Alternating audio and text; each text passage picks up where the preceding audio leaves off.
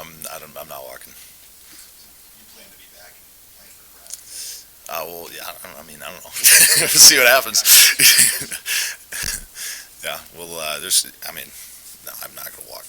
How complicated is that just to decide the extra year, the unknown of the head coach, just all the things in the guy's mind like yourself with this game on Saturday? Yeah. Just a lot of questions need to be answered with decisions and stuff like that. But I can't really tell you because I don't really know. So yeah.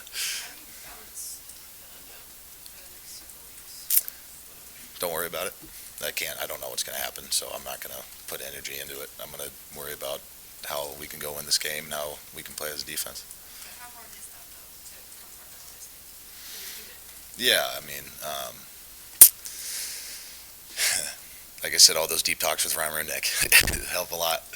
Um, Dr. Haskell does a great job, and just as friends, we talk to each other about because everybody's in the same boat. We all have our kumbaya sessions, so we talk to each other and we kind of vent our frustrations or feelings or what's going on, and the unknown is a lot scarier than the known. So we talk about it and help each other out. You kind of have a PhD now on facing really good running backs in the Big Ten. What's challenging about Braylon Allen, remembering last year's? Really big back, really explosive. He does he's people were saying that he was NFL ready at whatever 17 or 18 years old, which is incredible for him. That's awesome. But like I said, just a really big back, and he had obviously Wisconsin's known for having really good offensive linemen who run behind him, and when you have a back like that, behind a really good offensive line, you see the seasons he's having. So He's different from Blake Horn, though. yeah. Now that you've faced Blake, and he's a dope boy, probably really dope. How good is he? How much better was he from last year? Just with Blake, just a shorter. It was almost like a Muhammad, but shiftier. Muhammad wanted to run through you. Blake wanted he was kind of both. If he could have made you miss, he would. If he knew that you had good leverage, he would just run through you. Watching film on Braylon, he's shiftier. He even with his size, he's still really shifty. So I'm guessing he's going to use his size and that shiftiness to his advantage when he hits holes. Characterizes this senior class. Grit. They've been through a lot, man.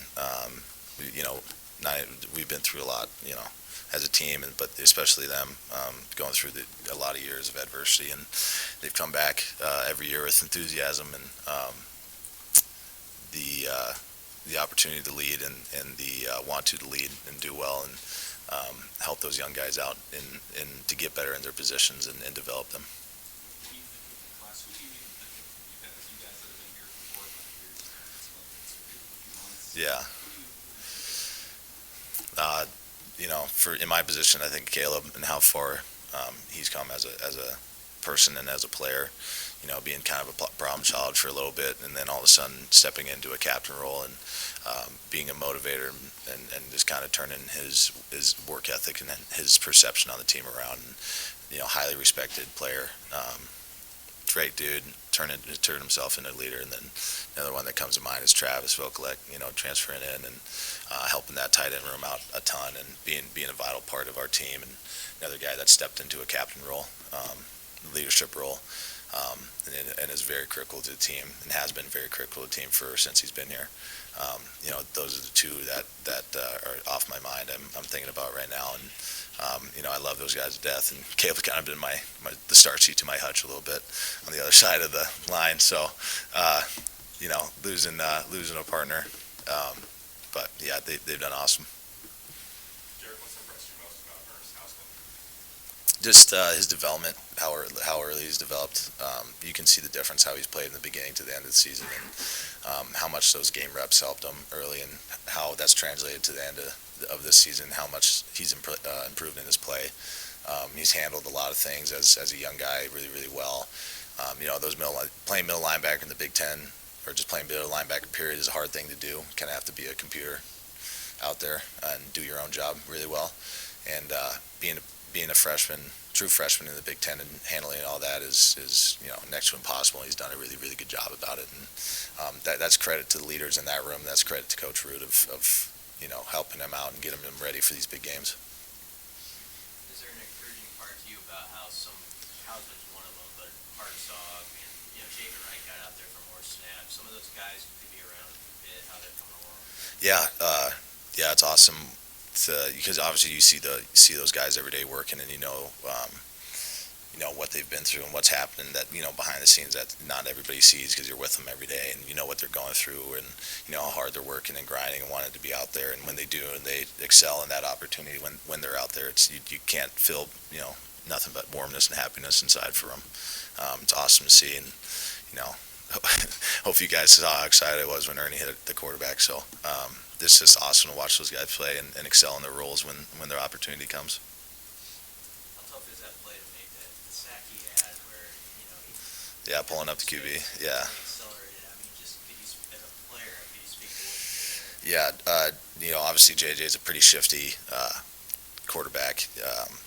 Running out in open space, and Ernie having a one-on-one big boy tackle out there. He could go two ways, either way, and shot his leverage, shot his guns, and got a sack in a critical situation. That's one of, if not the hardest tackle to make, just as a defensive player. Period. And when you have no help and you have a really, really good shifty ball carrier. First 14 of the season, you have one sack and one tackle for loss. Since Indiana, you've had your 5 sacks and 2 tackles for loss.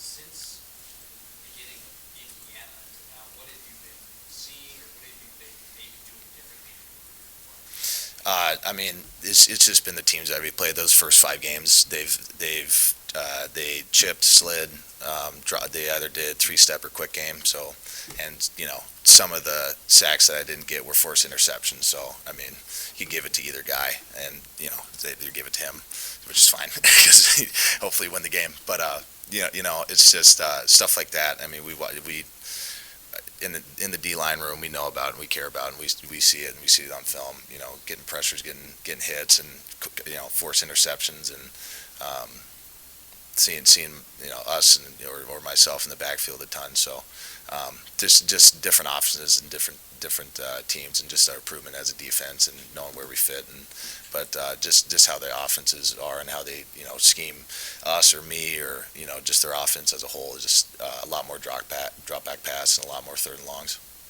Garrett, last home game of the season, what's your message to the fans who have stuck with you guys through the challenges of this year? They mean the world to us because as a Nebraska kid, and knowing how much this team and this university means to the state and these people, as a Nebraska kid that sees that, and the constant support and love that we get for our team means everything to us. And keeping showing up and through adversity just kind of tells you the type of people we have in the state and the heart that they have. So those are no words. I can't really think of enough. Just gratefulness and thanks. Thanks, guys.